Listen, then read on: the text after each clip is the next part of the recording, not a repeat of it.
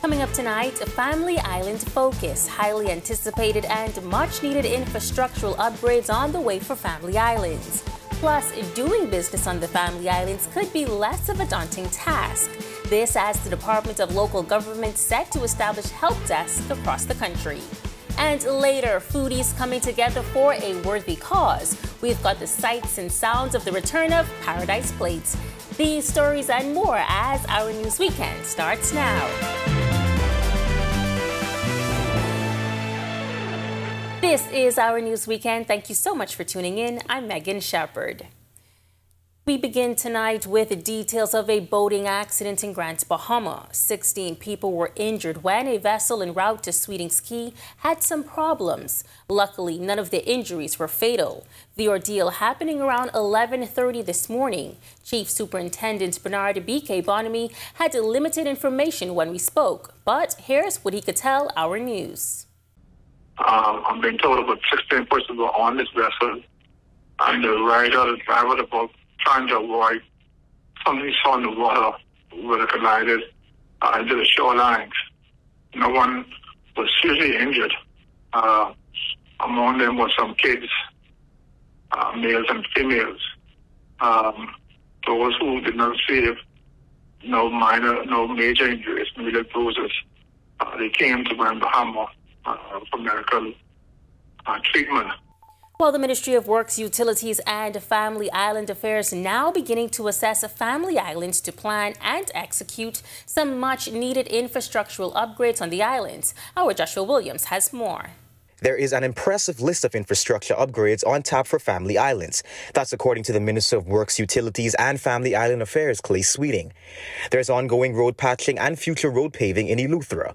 Sweeting also predicting both the air and fishing industries on the island will see upgrades. We're supposed to inspect the Governor's Harbour Airport next week to bring some upgrades there because we have international flights traveling from the U.S. into Governor's Harbour for the first time in a while. So you'll see some upgrades here at the Governor's Harbour Airport. You'll see some upgrades with docking facilities for the fishermen and for persons who have boats in these Family Island communities. Sweeting also adding that there are ongoing concerns, which they hope to bring focus to, especially in places like West End Grand Bahama. What's interesting enough, and I spoke last week to that, is that Minister Wilshcombe sent us list in last Thursday on what he wanted to see happen in this constituency of West End and Grand Bahama.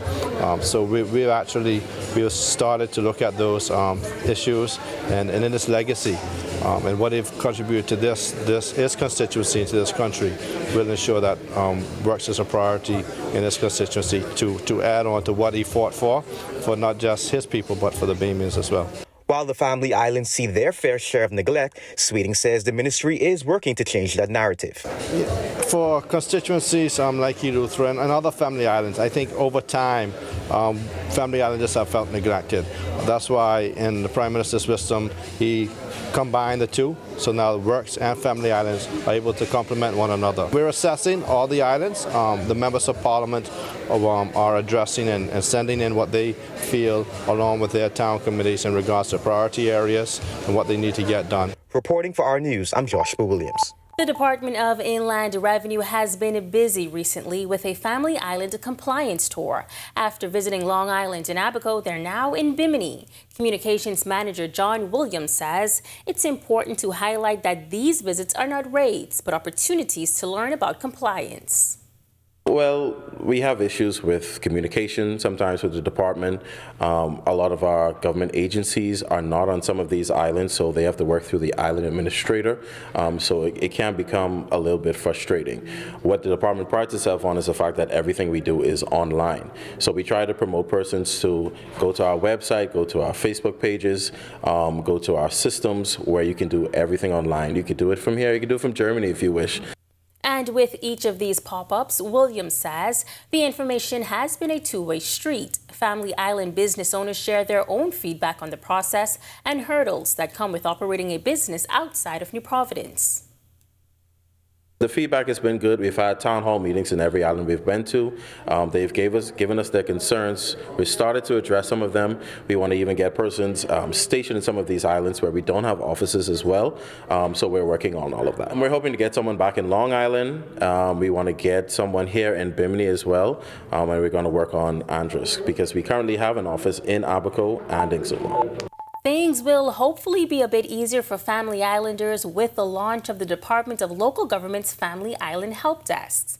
Family Island Affairs Minister Clay Sweeting says beyond the department headquarters in New Providence, help desks will be stationed in Freeport, Grand Bahama, Governors Harbor, Eleuthera, and Matthew Town, Inagua.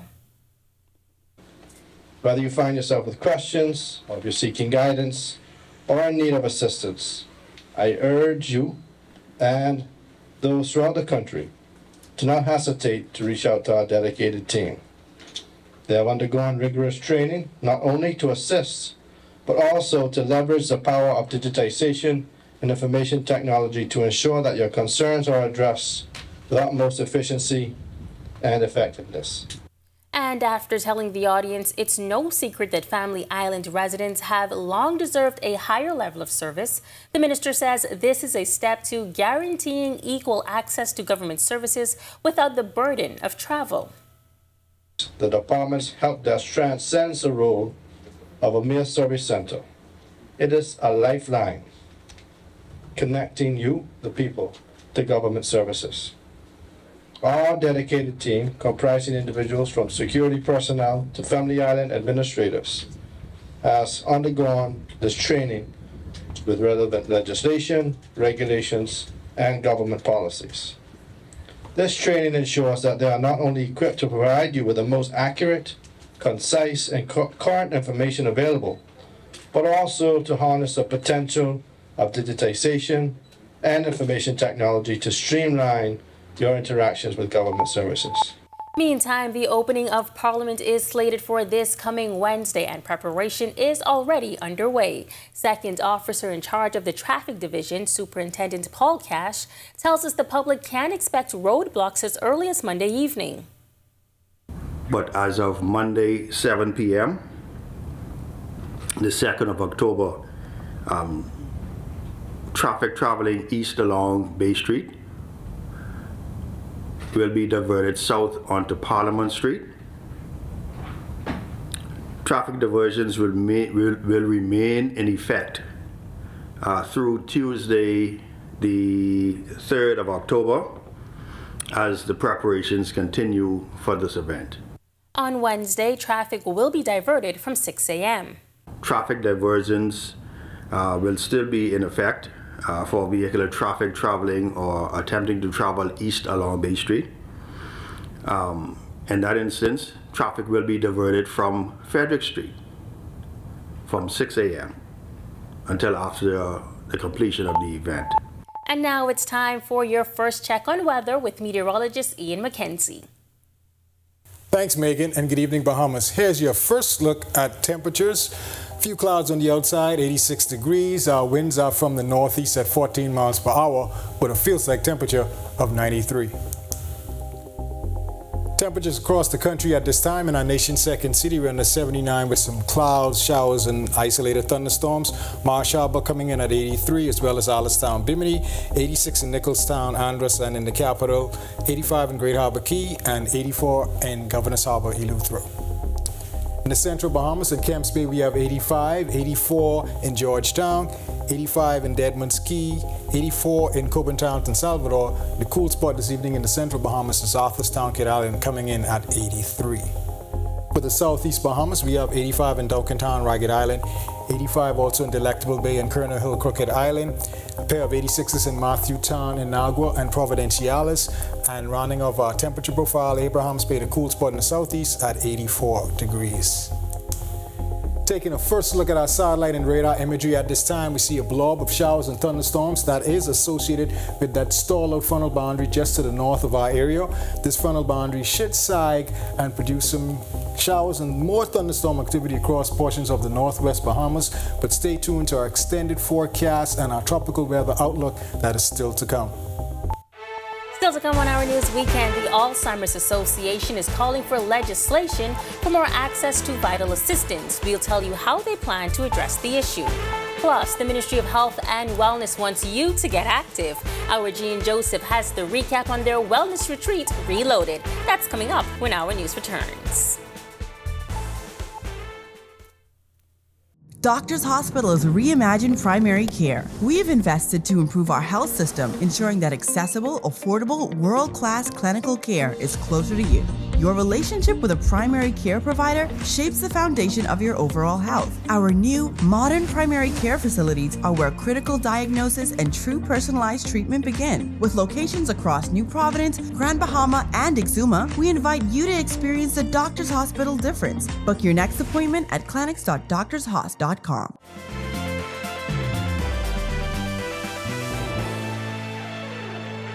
Connectivity issues soon to be a thing of the past for Exuma residents. Cable Bahamas is partnering with Global Nexus to bring world-class subsea fiber to all 34 keys. Cable Bahamas Group of Company CEO Franklin Butler explaining that CBL is committed to leading the charge in connectivity, technology, and community. This partnership extends beyond mere technical capabilities. It reinforces our determination to craft a platform where businesses can flourish, education excel, and communities can now thrive. Our message today is unequivocal. We are making strategic investments in infrastructure, setting a foundation for a resilient and thriving Bahamas. A vision where every individual and community is not only connected and well-equipped, but also primed to seize the opportunities of tomorrow. Co-founder and company director of Global Nexus, Andrew Allen, promises that with the new gigabit speeds, every sector of the island chain will get top-tier speeds. It will provide the general public in the various communities in these keys with speeds that are world-class for Zoom, for conferencing, for streaming, all the kinds of activities that are presently eating up much of the bandwidth that's present. This means that from the day of installation, places like Staniel, Black Point, Farmers Key will see the benefit. Schools, clinics, government administration complexes, and the general public on these small island communities will be elevated into the top tiers of internet speeds and connectivity. The installation is expected to be completed by December to the tune of over $5 million.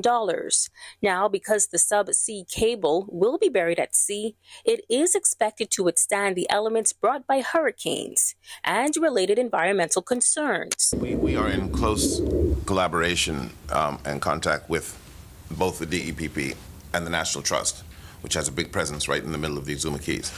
And we've assured them the nature of this, it's not mining, it's actually just laying, and the sea action does the rest. So there's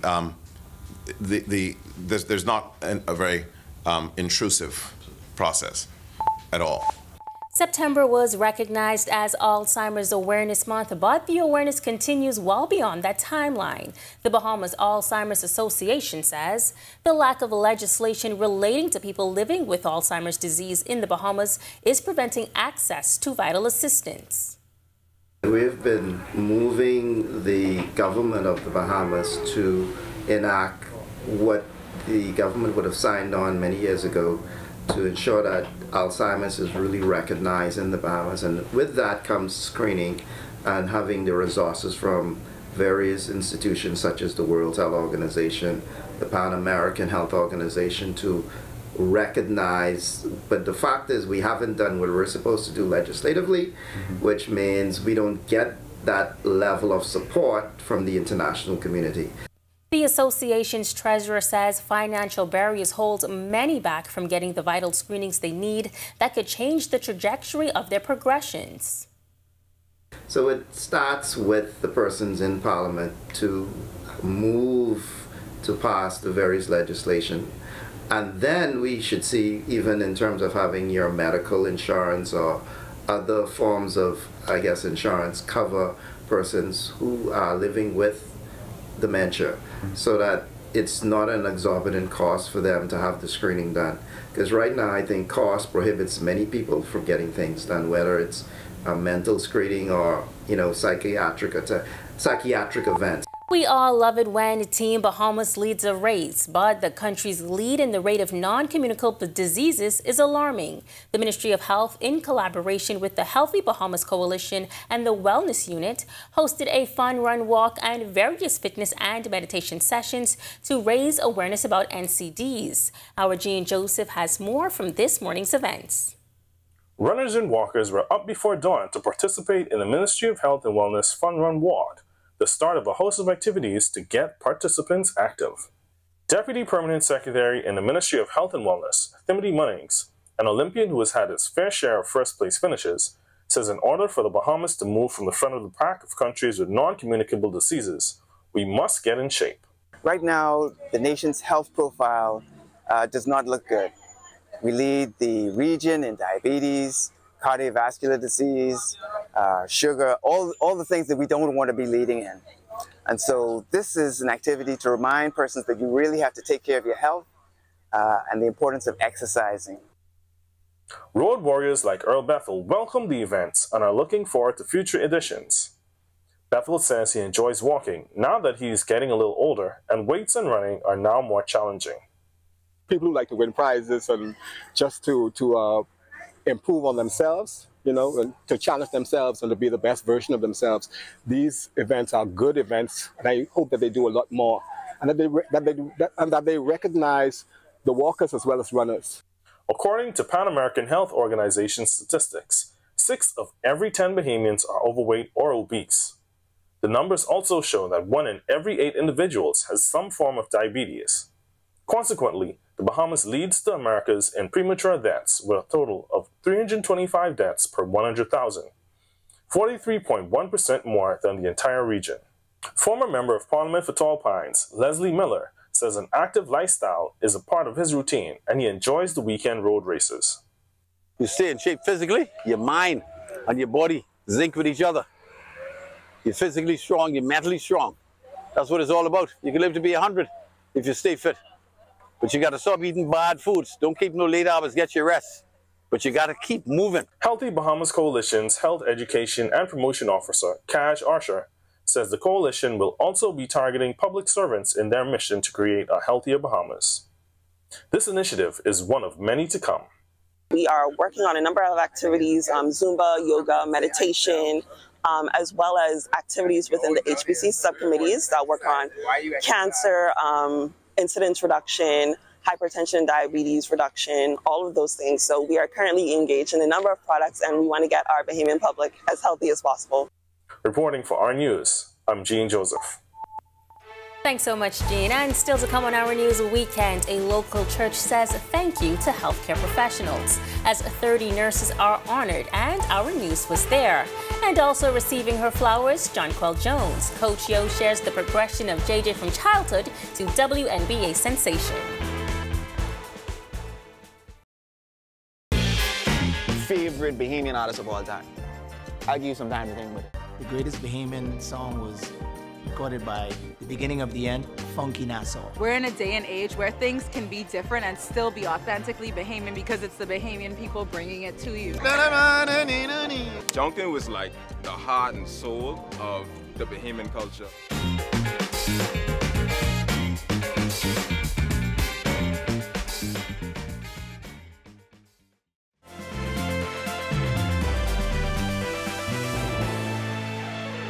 This is Our News. Welcome back. Bahamas Harvest Church carving time out this week to honor 30 nurses in the public healthcare system. Senior Pastor Mario Moxie says the outreach came after realizing the amount of work and sacrifice from those in the profession. But he says this may not be the end. It is something that we're looking at. This is the first time that we're doing it. And as Pastor Erica, my wife, alluded to, we usually have these little pilot runs first before we commit ourselves to doing anything on a larger scale.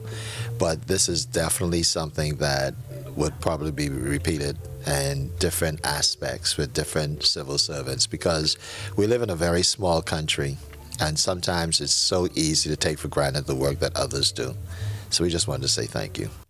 Public Hospitals Authority Managing Director Dr. Aubinette Roll was also on hand for the luncheon for the 30 nurses. She told nurses that while they are vital in advocating for patients' rights and ensuring they receive the best possible care, it is important to remember that they too need support. Take time for self-care. Seek out moments of rest and relaxation, and don't underestimate the power of reaching out to your colleagues or support networks when you need them. Remember, you can't pour from an empty cup. And as her team continues their trek toward getting to the WNBA Championship Series, our very own Jonquel Jones is making strides. Coming off the off-season where she was traded to the New York Liberty from the Connecticut Sun, Jones has done well over the season. One person who has seen JJ's growth is Coach Gillette McPhee-McEwen. Both just happen to hail from Grand Bahama, and Coach Yo spoke to our Sasha Lightborn earlier in the summer on JJ's success. She's locked in. Obviously, it was a transition phase. She's gotten past that now and really getting into her groove. And I think Coach Brandello is starting to understand, you know, how to use her and utilize her and her teammates. And that takes a while. And so, you know, I'm proud of JJ, man. Coach Yo remembers JJ growing up as a child who looked up to her. I remember her watching me, and I said, "You want to go to the States?" She was like, "Yes, ma'am," you know, and so it's great to see her doing her thing now. And food lovers, sit tight. Our Danielle Miller has the exciting recap of the return of Paradise Plates. Stick with us, that's coming up next.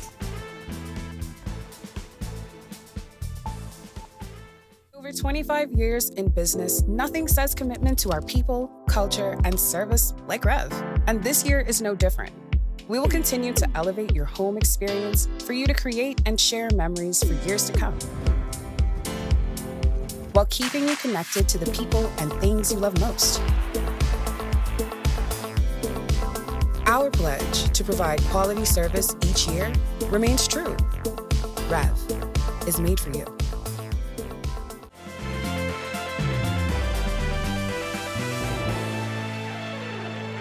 Welcome back. We're officially winding down a beautiful weekend. Our Ian McKenzie is back with an extended look at your weather forecast for the week ahead. Ian. Thanks, Megan. Welcome back, everyone. Here's a look at your extended forecast and your tropical weather outlook. Right here, just to the east of the Leeward Islands, we have Tropical Storm Philippe, and just to the rear of it, we have Tropical Storm Reno. Both of these systems have been experiencing some harsh environmental conditions, and they have not been able to pretty much reach their maximum potential, which is pretty good for those residents in the neighboring islands. However, we do expect Philippe, to make a northwest turn and eventually a northern turn and northeast turn. That'll be courtesy of a mid to upper level ridge that is expected to build across the Atlantic, help usher this storm away from the islands. Reno, expected to continue to be a weak storm and should become a remnant low by early Monday morning. Again, taking a closer look at home where we still have this sagging stationary front. This should continue to produce some showers, thunderstorm activity, and it should begin to drift further across our area through the course of the night and into tomorrow. Taking a look at a boating forecast across the country in the northwest Bahamas, we have a small craft caution that will be in effect, and also a risk for rip currents for you swimmers. Winds will be northeast-east at 15 to 20 knots and up to 25 knots tomorrow. Seas will be 4 to 7 feet, building up to 8 feet tomorrow. You can expect a high tide tonight at 10:09 p.m. and a low tide tomorrow morning at 4:19 a.m. For the central and southeast Bahamas, winds slightly less. There is, however, a slight risk for rip currents. Winds will be northeast-east at 10 to 15 knots with seas running 2 to 4 feet over the ocean. Here's a look at your national forecast.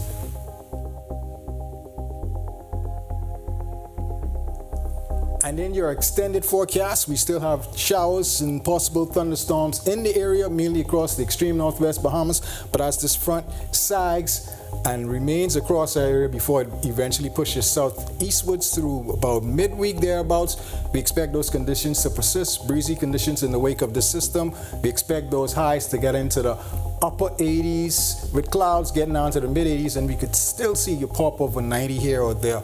We expect those low temperatures to dip down tonight and through the week, mid 70s to upper 70s. That's a look at your forecast. Have a great night, everyone. Thanks, Ian. Well, it is undoubtedly one of the more highly anticipated social events of the year. Following a 3-year hiatus, Paradise Plates, the Hands for Hunger fundraiser, returned with a bang last night. Our News Entertainment reporter Danielle Miller was there and gives us all of the highlights. After a 3-year hiatus, one of the most anticipated fundraisers and the biggest culinary event in the Bahamas is back. As a first-time attendee, I was amazed by the layout of the event, the incredible detail given to the color scheme and decor of the green carpet. Once inside, you witness the takeover of the east wing of Atlantis' Coral Towers. Think about it. More than 50 of the island's top chefs, brewers, and beverage purveyors, aka vendors, covered the Imperial Ballroom, hallway, and outside patio. There was even a showroom display for the 2023 all-electric BMW i4 up for grabs in the silent auction. We joined with patrons to sample an array of beverages, donuts, tacos, seafood croquettes, and much, much more. But what would a top-notch event be without red carpet fashion?